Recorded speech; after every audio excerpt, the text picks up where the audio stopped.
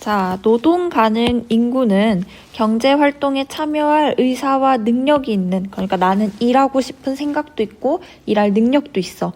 그런 사람들이 경제 활동 인구이고, 내가 아이를 키우거나 집안일을 하거나 공부하거나 취업 준비를 하고 있거나 하는 이유로 경제 활동에 참여할 의사나 능력이 없는 비경제 활동 인구로 구분한다. 경제활동 인구는 현재 직업에 종사하고 있는 취업자가 있고 일할 능력과 의사가 있음에도 불구하고 4주 동안 일자리를 구하지 못한 실업자가 있다. 자, 여기까지 한번 정리를 해봅시다. 자, 경제활동 인구와 비경제활동 인구가 있어요. 그래서 경제활동 인구와 비경제활동 인구가 있어. 그런데 경제활동 인구는 또 두 가지로 나눌 수 있는데 일하고 있는 취업자와 일하고 싶지만 일하지 않고 있는 실업자가 있어. 자, 그런데 경제활동 인구 중에서 실업자가 차지하는 비율인 실업률은 국가 경제를 드러내는 지표의 하나로 보통 실업률이 낮으면 당연히 고용 상황이 좋은 것이라고 볼 수 있겠죠. 자, 하지만 취업자는 누구로 보냐면 일주일 동안 1시간만 일하면 취업자로 보는 거야. 그러니까 뭐 내가 직업이 따로 있지만 부업으로 잠깐 하거나 아니면은 이게 내 직업은 아니고 하루하루 일을 구해서 사는 일용직 노동자도 취업자로 보는 거지. 일주일에 1시간만 일해도 그냥 취업자가 되는 거야. 또한 능력이 있으나 지난 4주 동안 구직 활동을 하지 않고 구직 활동을 포기한 사람이 있어. 이 포기한 사람을 뭐라고 하냐면 구직 단념자라고 합니다. 구직 단념자는 비경제 활동 인구로 분류되어서 나는 그냥 구직 안 할란다 하고 포기한 사람은 실업자에 포함되지 않는 거야. 그러니까 자, 구직 단념자 여기 비경제에 누가 해당하냐면 구직 단념자.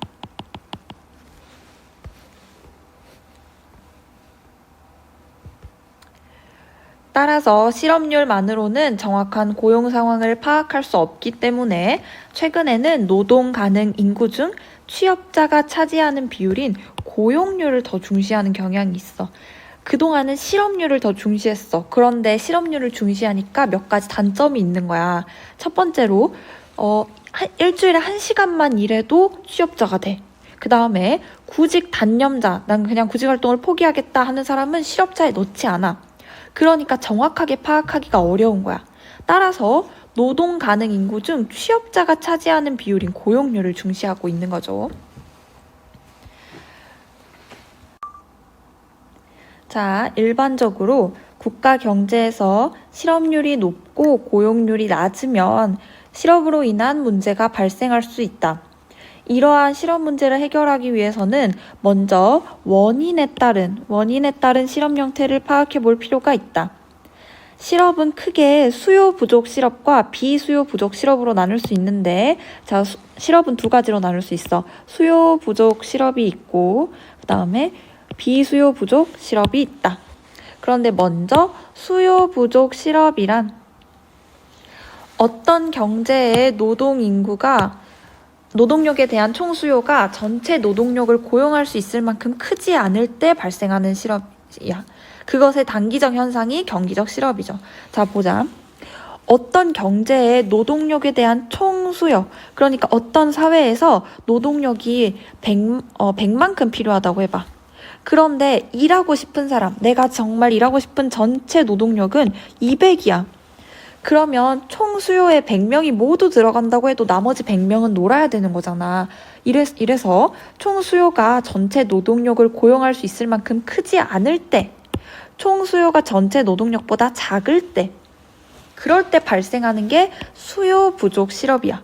그리고 그것이 단기적으로 일어나면 경기적 실업이 되는 거죠. 즉, 경기적 실업이란 경기 침체로 인한 기업의 인원 감축, 예를 들어서 기업이 인원 감축해서 노동력에 대한 총수요가 감소하거나 뭐 이럴 수 있죠. 그런 결과로 발생하는 비자발적 실업이야. 나는 일하고 싶은데 기업이 날 받아주지 않아서 실업이 생긴 거야. 자, 그리고 여기까지가 수요 부족 실업이었고, 그 다음에 비수요 부족 실업이 있어요. 이 비수요 부족 시럽은 또 세 가지로 나눠볼 수 있어. 마찰적 시럽, 구조적 시럽, 계절적 시럽. 자, 그럼 먼저 마찰적 시럽을 봅시다. 마찰적 시럽이란 이렇게 있죠. 그 다음에 또 구조적 시럽은 여기 있고, 그 다음에 계절적 시럽이란 이렇게 있네요. 하나씩 봅시다. 자, 마찰적 시럽이란 노동자들이 이사가 아니면은 이직을 해. 그래서 새로운 일자리를 찾는 과정에서 잠깐 고용 정보의 불충분으로 인해서 그냥 자기가 이사 가고 싶거나 자기가 직업을 옮기고 싶은 거지. 그래서 자발적 시럽인 거야. 이런 마찰적 시럽은 경제 상황이 좋든 말든 상관없이 항상 일정 수준만큼은 있어. 항상 일정 수준만큼은 나타난다. 그래서 경제 상황이 어떻든 간에 우리나라에서 몇 명은 이사를 하거나 몇 명은 이직을 하겠지. 그렇기 때문에 자발적 실업이고 상황과 관계없이 항상 어느 정도 수준은 유지된다. 이런 말이에요. 그 다음에 구조적 실업은 빈 일자리와 실업이 공존하더라도 생산설비 자동화와 같은 기술 혁신에 따라서 산업 구조를 재편하는 과정에서 수요자가 요구하는 기술을 가진 노동자가 부족하거나 노동자의 지역 간의 이동이 불안전하기 때문에 발생한다. 자, 이게 무슨 말이냐면 예를 들어보자. 예전에는 우리나라가 농사로 먹고 살았어. 그래서 사람들이 다 농부야. 농사를 짓고 살았어. 그런데 갑자기 우리나라에 자동차 공장이 들어선 거야. 그러면 자, 수요자, 자동차 공장 사장이 어떤 사람들이 우리 회사에 와서 자동차를 만들 수 있으면 좋겠어. 그런 기술을 가졌으면 좋겠어. 그런데 방금 전까지 농사 짓던 사람들이 바로 자동차를 만들 수 있는 게 아니겠지. 그렇기 때문에 수요자가 요구하는 그 기술을 가진 노동자가 부족해. 자동차에 대해서 잘 알고 있는 노동자가 부족해. 그래서 일자리가 있어도 그리고 일하고 싶은 의지와 능력이 있어도 일하지 못하는 거야.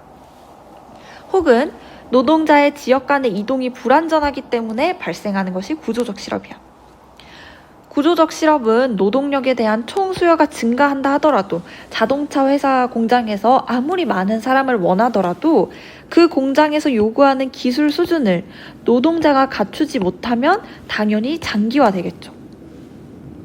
자, 이게 구조적 실업이었고 다음으로 계절적 실업 봅시다. 계절적 실업이란 농림, 농사 짓거나 물고기를 잡거나 관광업 등에서 어떤 계절에는 일이 잘 되는데 어떤 계절에는 일할 필요가 없어져. 예를 들어 겨울에서는 벼농사를 짓기가 힘들겠지.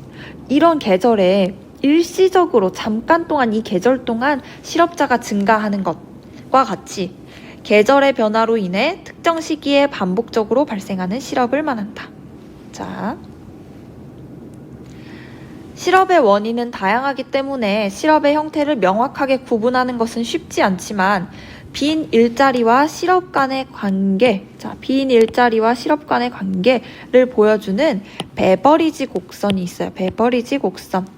이것을 활용하면 수요 부족 실업과 비수요 부족 실업을 구분할 수 있다. 자, 그래서 그림을 봅시다. 다음에 그림에서 되어 있죠. 그림이 여기 있네. 다음의 그림에서 가로축은 실업자 수, 세로축은 충원되지 않은 빈 일자리 수인 결원수를 나타낸다. 자, 화면으로는 그림을 보여줄게요. 옆에다 교재를 놓고 같이 보세요. 자, 가로축은 실업자 수를 나타낸대. 가로축은 실업자 수를 나타내고 있지. 그 다음에 세로축은 충원되지 않은 빈 일자리, 결원수. 어떤 일자리가 났는데 거기에 사람이 안 들어갔어. 그게 결원수야. 이 그림에서 두 가지 변수 사이의 관계를 나타내는 곡선이 우하향하고 있는 것은, 자, 봐봐. 오른쪽으로 갈수록 이 베버리지 곡선이 우하향하고 있지. 오른쪽으로 갈수록 내려가고 있죠. 그래서 우하향하고 있는 것은 결원수가 감소하면 실업자 수가 증가하고 그 역도한 성립한다. 에다가 밑줄 쫙 그으세요. 결원수가 감소하면 실업자 수가 증가해. 이걸 눈으로 한번 보자. 자, 결원수가 감소한다. 결원수가 만약에 여기에서 점점 감소한다. 그러면 어떻게 되냐면 처음엔 티가 안 나지만 여기에서 결원수가 여기까지 낮아졌어. 여기에서 여기까지 낮아졌어. 하지만 실업자 수는 어떻게 됐냐면 여기에서 여기까지 증가된 거야. 그리고 그 역 또한 성립한다고 했어. 그 역 또한. 실업자 수가 여기였어. 그런데 실업자 수가 점점 줄어. 가로로 역방향으로 가. 그러면 세로는 어떻게 되냐면 결혼 수가 점점 늘어나죠. 그래서 실업자 수는 여기에서 여기까지로 줄었지만 결혼 수는 여기까지에서 여기까지로 증가했다.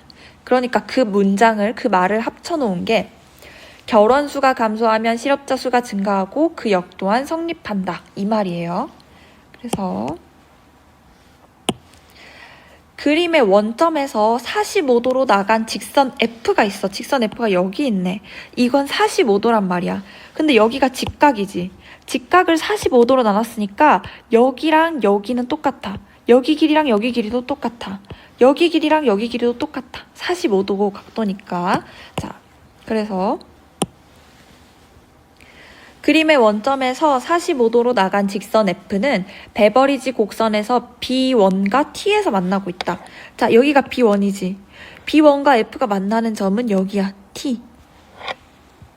이 T는 실업자 수와 결혼 수가 동일해 모든 실업자가 고용될 수 있는 완전 고용 상태. 자, 완전 고용 상태에다가 네모치세요. 자, 아까 내가 뭐라 그랬냐면 이 F는 45도 각도라고 했어.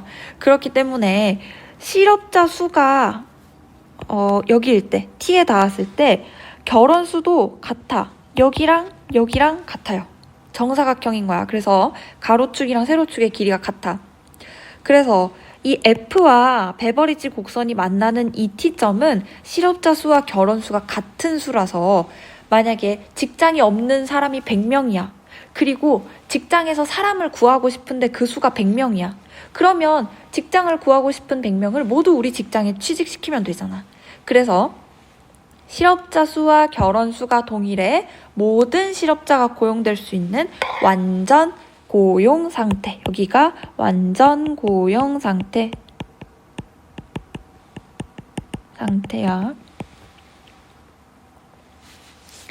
자, 현재 노동시장의 상황을 A야. 지금 이 A 상황에 있어.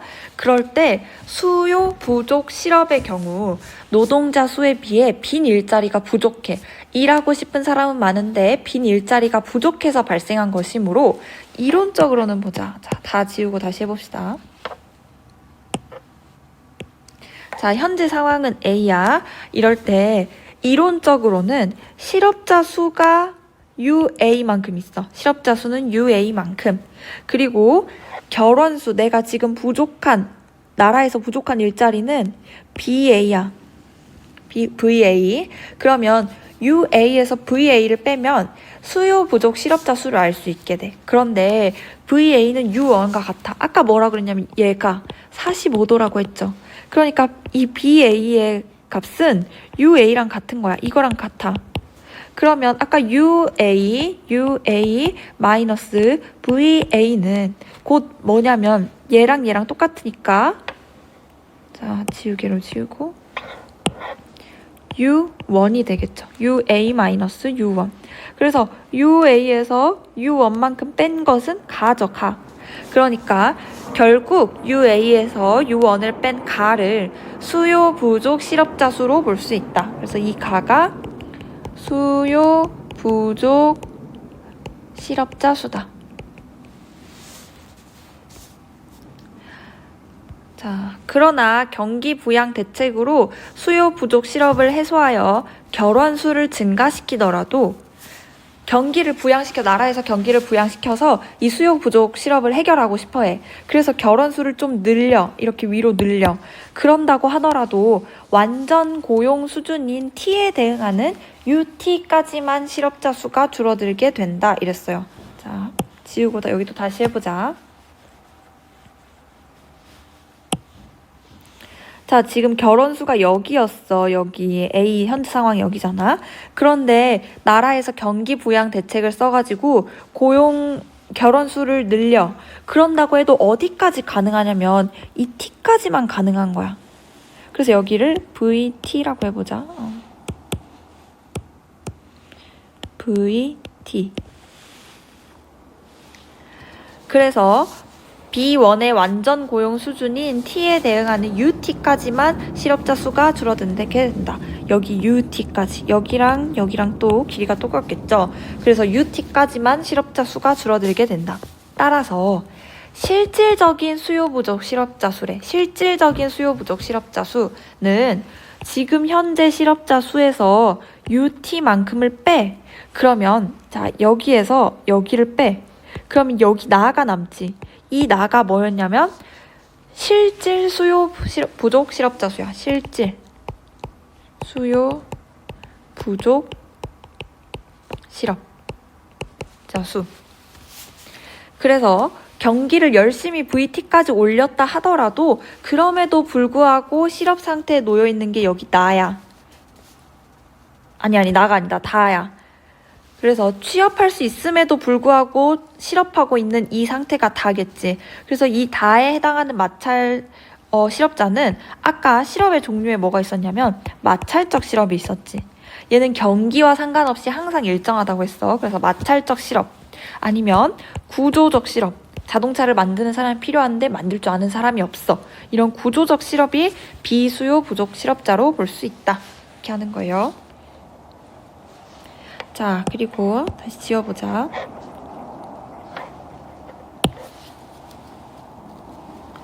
또한 실업자 수와 결혼 수가 동시에 증가하면 이랬어.